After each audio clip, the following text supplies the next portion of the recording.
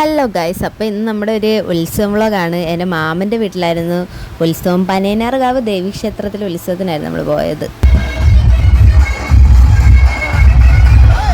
റോഡിൽ നിന്ന് കണ്ടത് പോരാഞ്ഞ് വയലിൽ ചെന്നും എല്ലാം കാണുമെന്നും പറഞ്ഞ് നടക്കുകയാണ്. സത്യം പറഞ്ഞാൽ ഇങ്ങനെ ഡിജെയുടെ ഇടയ്ക്ക് ഡാൻസ് കളിക്കാതെ നടക്കുന്ന ഇത് ആദ്യമായിട്ടാണ്. പിന്നെ കുഴപ്പമില്ല, ഏപ്രിൽ 1-ാം തീയതി നമ്മുടെ സ്വന്തം തേവലക്കരയിൽ ഉത്സവം വരുമല്ലേ, നമുക്ക് അന്ന് തകർക്കാം.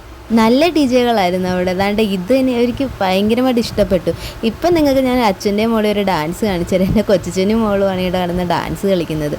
പിന്നെ വിനായകനുണ്ടായിരുന്നു, അമ്മ ഉണ്ടായിരുന്നു, അഖിലേട്ടനുണ്ടായിരുന്നു, ഗൗരി ഉണ്ടായിരുന്നു. ഞങ്ങൾ ഇത്രയും പേരും കൂടാണ് വയലിലേക്ക് പോയത്. ബാക്കി എല്ലാവരും റോഡിൽ തന്നെ നിന്നു. പിന്നെ ഞങ്ങൾ തിരിച്ച് റോഡിലേക്ക് വന്നപ്പോൾ അതേണ്ടേ നമ്മുടെ കൊട്ടു പോന്നു. ഞാൻ സത്യത്തിൽ വേറെ രൂപങ്ങൾ എടുക്കാനും വേണ്ടി ഇരുന്നത്, പക്ഷെ അവരങ്ങ് പോയി. പിന്നെ ഇങ്ങോട്ട് വന്നപ്പോൾ മാളൂട്ടി, സുനാമിയും ജിജിയും കൂടെ നിന്ന് കോളിഫ്ലവറും ബജ്ജിയും കഴിക്കുന്ന കണ്ടു. പിന്നെ അവരെയും വിളിച്ചുകൊണ്ട് ഞങ്ങൾ റൈഡിലും കയറി. സൂപ്പർ വൈബായിരുന്നു റൈഡ്. ഞാനും അമ്മുവും ദേവും മാളൂട്ടി നന്നായിട്ട് എൻജോയ് ചെയ്തെന്ന്. വിനായകൻ പേടിച്ചു പോയി. ഞങ്ങൾക്കൊരു ധൈര്യത്തിന് വേണ്ടി ഞങ്ങളുടെ മാമനെ ഞങ്ങൾ കയറ്റിയിരുന്നു. പാവം മാമി എവിടെയൊക്കെ ചെന്നിരുന്ന ഞങ്ങളുടെ വീഡിയോ എടുക്കുന്നത് ഞങ്ങൾക്ക് തന്നെ അറിയില്ല. പക്ഷേ എങ്ങനെയൊക്കെയോ ഞങ്ങളെ കിട്ടി. എൻ്റെ വ്ളോഗിൻ്റെ ഇടയ്ക്ക് സൗണ്ട് കേൾക്കുന്നതെന്ന് വെച്ചാൽ ഞാൻ ഫാൻ ഇട്ടിട്ടാണ് ഈ വോയിസ് ഓവർ ചെയ്യുന്നത്. അതുകൊണ്ടാണ്. റൈഡിൽ നിന്ന് ഇറങ്ങി പിന്നെ ഞങ്ങൾ നടന്നപ്പോൾ വിനായകനെ വാട്ടി കൊല്ലക്കരായിരുന്നു.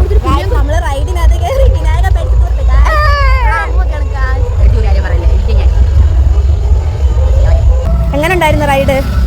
വൈബായിരുന്നു. അമ്മൂന് എങ്ങനെ ഉണ്ടായിരുന്നു? അമ്മു സൂപ്പർ. നമുക്ക് പ്രത്യേകം കാണേണ്ട വിനായകൻ. എങ്ങനെ ഉണ്ടായിരുന്നു വിനായക റൈഡ്?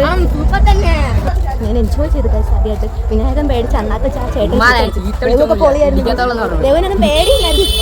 അങ്ങനെ ഞങ്ങൾ വീട്ടിലെത്തി. ഉച്ചയ്ക്ക് ഞാൻ ഫുഡ് കഴിച്ചില്ലായിരുന്നു. രാത്രി ആയപ്പോഴാണ് ഞാൻ ഫുഡ് കഴിച്ചത്. രാത്രിയിലത്തെ ഇറച്ചിക്കറിയുടെ ആ ഒരു ടേസ്റ്റ് നമുക്ക് രാവിലെ കഴിച്ചാൽ കിട്ടില്ലല്ലോ.